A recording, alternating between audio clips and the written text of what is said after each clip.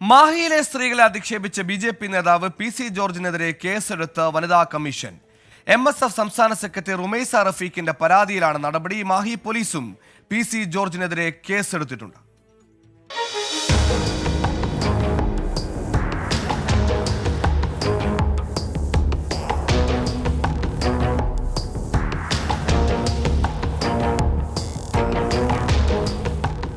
NDA Kozhikode സ്ഥാനാർത്ഥി MT രമേശിനായി വോട്ടഭ്യർത്ഥിക്കാനെത്തിയപ്പോഴായിരുന്നു PC. ജോർജിന്റെ അതിരിവിട്ട വാക്കുകൾ. സ്ത്രീവിരുദ്ധ പരാമർശത്തിനെതിരെ MSF സംസ്ഥാന സെക്രട്ടറി റുമൈസ റഫീഖ് നൽകിയ പരാതിയിലാണ് വനിതാ കമ്മീഷൻ കേസെടുത്തത്.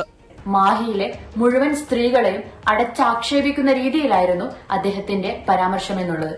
അതിനെതിരെ സംസ്ഥാന വനിതാ കമ്മീഷനും മാഹി പോലീസ് സൂപ്രണ്ടിനും പരാതി നൽകുകയും സംസ്ഥാന വനിതാ കമ്മീഷൻ കേസെടുത്തു എന്ന് അറിയാനും സാധിച്ചു.